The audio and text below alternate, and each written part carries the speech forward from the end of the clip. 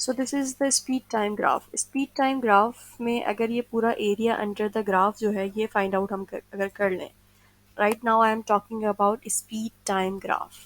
ठीक है, तो area under the graph will be equals to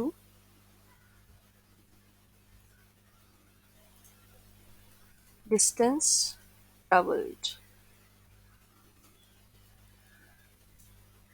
Distance traveled के equal होगा. Why it is so? Because as you know the formula S is equals to Vt. This is very common formula. S is equals to Vt. S is distance, V is velocity या speed. S is distance, V velocity या फिर speed, T is time. सही है? तो यहाँ पर देखें speed और टाइम का जो ग्राफ है, स्पीड टाइम ग्राफ, स्पीड और टाइम आर, ये जो दोनों क्वांटिटीज हैं, these are multiplying to each other, these are multiplying to each other, और we can say both have product, मतलब दोनों का रेशो नहीं है बल्कि दोनों का प्रोडक्ट है। ठीक है, तो अगर हमारे पास प्रोडक्ट आ रहा है तो हमें area under the curve find out करना होता है। वी टी यानी इस वेलोसिटी या फिर स्पीड, स्पीड और टाइम का दोनों का प्रोडक्ट है, तो प्रोडक्ट की वजह से हमें area under the curve, area under the graph find out करना होगा। ठीक है, इसके उल्टा अगर मैं बात करूं एक्सेलरेशन की, तो acceleration is velocity upon time.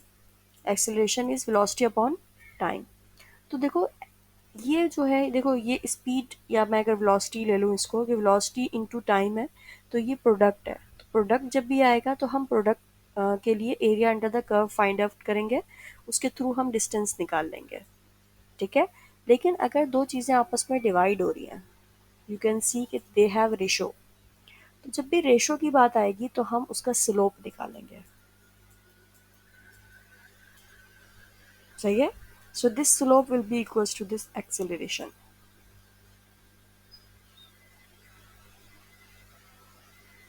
सही है, इन दिस वे अगर मैं यहाँ पर, ये मैंने आपको एक एग्जांपल दी है कि if the two quantities are in ratio, so we will take slope. सही है, if the two quantities are multiplying to each other, so we will take product, so we will take area under the curve. इसी तरह से अगर मैं इसका S is equals to V T है ना, तो अगर v is equals to S over T कर लूँ, इसको लिख सकती हूँ ना ऐसे में, यानी speed is equals to distance upon time. Speed is equal to distance upon time. ठीक है, तो अगर हमारे पास डिस्टेंस अपॉन टाइम, डिस्टेंस और टाइम का ग्राफ गिवन हो, तो उसका हम रेशो, मतलब उसका हम स्लोप निकाल लेंगे, तो that will be equal to the velocity. चलो अब इसकी बात करते हैं। इसके मैं क्या कह रही हूँ, डिस्टेंस अपॉन टाइम क्योंकि डिवाइड हो रहा है, तो डिवीजन की वजह से हमें स्लोप निकालना होगा। ठीक है, so that slope will be equals to the speed. तो आपने ओवरऑल दो बातें याद रखनी है कि अगर प्रोडक्ट आ रहा है दो क्वांटिटीज़ का तो एरिया अंडर द कर्व निकालेंगे, अगर रेशो आ रहा है तो स्लोप निकालेंगे। Got it? ठीक है, अब इसको सॉल्व कर लेते हैं हम। ये जो क्वेश्चन हमें गिवन है इसका ओवरऑल हमें क्या निकालना है, डिस्टेंस निकालना है। स्पीड टाइम हमें ग्राफ गिवन है और हमें डिस्टेंस निकालना है। तो डिस्टेंस के लिए एरिया अंडर द कर्व निकालेंगे। अच्छा, एरिया अंडर द कर्व, पहला आपको यहाँ नज़र आ रही है शेप, फर्स्ट शेप है हमारी ट्राइंगल। तो ट्राइंगल के एरिया का फॉर्मूला क्या होता है, हाफ लेंथ इनटू हाइट। ठीक है, सेकंड शेप कौन सी है, यहाँ से यहाँ तक, ये क्या है, रेक्टेंगल है पूरा। ठीक है, तो रेक्टेंगल का क्या होता है, लेंथ इनटू ब्रेथ। ठीक है, थर्ड शेप आपको ये नज़र आ रही है छोटी वाली, हमें ब्रेक करना है ट्राइंगल, स्क्वायर या रेक्टेंगल, ये तीन होने चाहिए, इसके अलावा और कुछ नहीं चाहिए हमें। तो ये छोटा सा ऊपर वाला नज़र आ रहा है, this is what, this is a triangle. ये मैं आपको डिफ़िकल्ट मोस्ट क्वेश्चन बता रही हूँ, इससे ज़्यादा मुश्किल और क्वेश्चन आपके लेवल पर नहीं आ सकता। ठीक है, प्लस थर्ड ट्राइंगल है हमारा हाफ, ये 1/2 फॉर्मूले में आता है ना, लेंथ इंटू ब्रेथ या लेंथ इंटू हाइट। फिर हमने ऐड किया ये last, this one, this is again a rectangle, तो this will be length into breadth. चलो अब इसको पुट करते हैं वैल्यूज। हाफ, फर्स्ट ट्राइंगल की लेंथ कितनी है, 100, 0 से लेकर 100 तक, तो 100 आ गया। हाइट कितनी है इसकी, 25, 25 लिख लिया। प्लस सेकेंड रेक्टेंगल, रेक्टेंगल की लेंथ कितनी है, 100 से लेकर 300 तक। अब आप कहो कि मिस ये तो ब्रेथ है, कोई मसला नहीं है ना, ब्रेथ को लेंथ से मल्टीप्लाई करो या लेंथ को ब्रेथ से मल्टीप्लाई करो, आंसर तो एक ही आएगा। तो पहले इसको लिखो या इसको लिखो, आंसर सेम आएगा। तो 100 में से 300 में से 100 को माइनस किया, तो ये वाला जो पार्ट है यहाँ से यहाँ तक का, ये कितना आ रहा है, 200 आ रहा है ना, तो ये हमने 200 लिख लिया।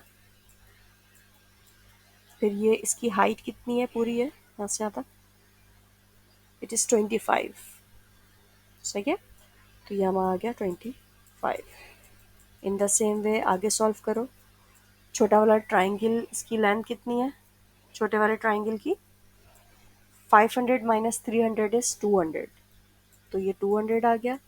और इस छोटे वाले ट्राइंगल की हाइट यहाँ से यहाँ तक, यानी 15 से लेकर 25 तक, कितना होगा, 15 से लेकर 25 तक 5, फिर वो 5, यानी 10, तो ये आ गया 10। लास्ट हमारी लेंथ, इसकी लेंथ कितनी है वाला रेक्टेंगल, ये 200 है, और ब्रेथ इसकी कितनी जाएगी, 15 हो जाएगी। Can you solve it.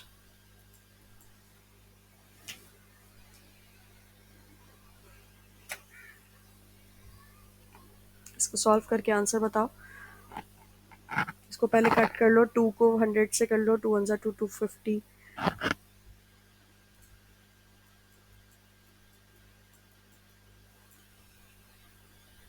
ये हो जाएगा। और ये इसको काट लो, 2 1 2, और ये 0 0 आ गया। ठीक है, और अब इसे सॉल्व करके बताओ क्या आ रहा है आंसर।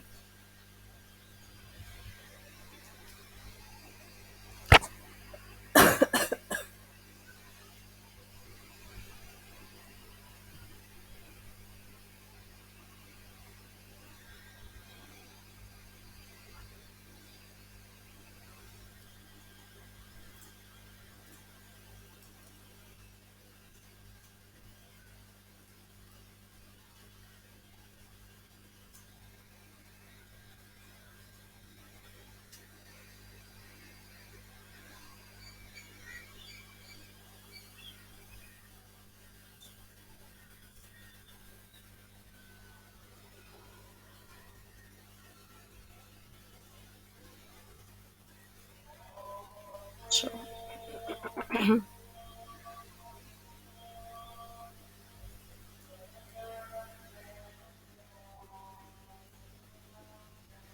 कितना आ रहा है, 6000,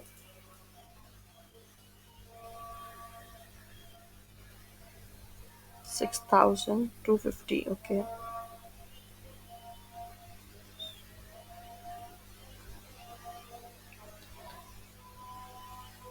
मेरा क्यों चेंज आ रहा है,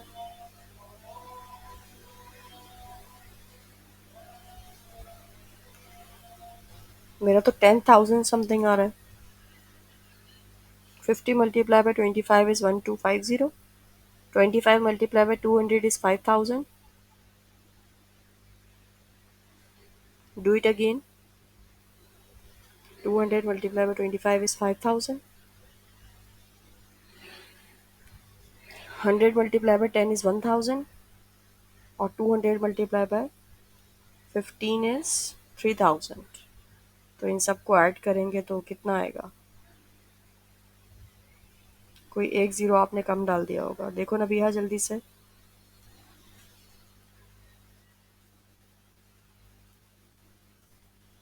ये आ रहा है हमारा आंसर इन मीटर्स। डिस्टेंस है ना, जिस डिस्टेंस,